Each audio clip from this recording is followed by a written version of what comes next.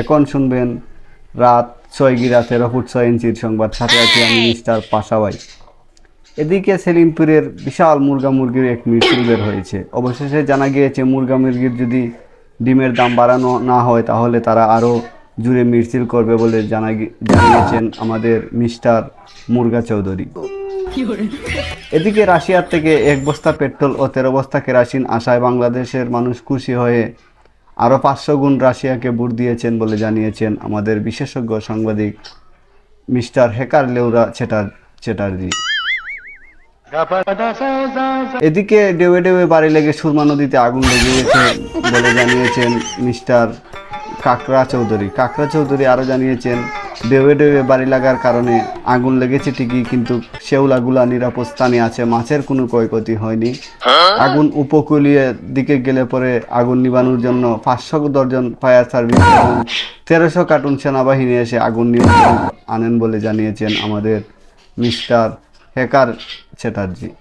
এবার শুনবেন আবহাওয়ার সংবাদ। আগামীকাল থেকে 600 ডিগ্রি রোদ থাকবে এবং 75% রোদের তাপমাত্রা পাওয়া যাবে বলে জানিয়েছেন বিশেষজ্ঞ সাংবাদিক হ্যাকার চ্যাটার্জি আরও জানিয়েছেন যদি মানুষ বের হয় অবশ্যই শুটকি হয়ে যাবে।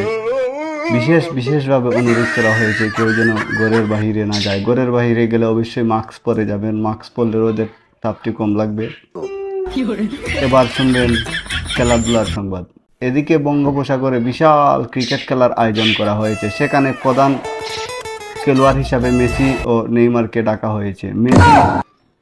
মেসি 1 রান নিলে পরে পাল্টা জবাবে নেইমার আরও 2 ঘুষি খেয়ে 3 রানে বোল্ড আউট হয়ে সেমিনারে ফিরে যান। এদিকে হাইনাল মিয়ার বাড়ির পিছন থেকে একটি বদনা উধাও হয়ে যায়। অবশেষে বদনাটির খোঁজ করতে 500 কার্টুন ডুবুরি ও 500 দর্জন ফায়ার সার্ভিস লাগানো হয়েছে। 500 কার্টুন ফায়ার সার্ভিস টুকিয়ে অবশেষে জানা গিয়েছে 500 গজ পানির নিচে তলিয়ে গেছে বদনাটি। গোপন সূত্রে জানা গিয়েছে বদনাটা নাকি রাজাকারদের ছিল, তাই জন্য আর কুচ করা হয়নি, ফায়ার সার্ভিস সবগুলা ফিরে নেওয়া হয়েছে।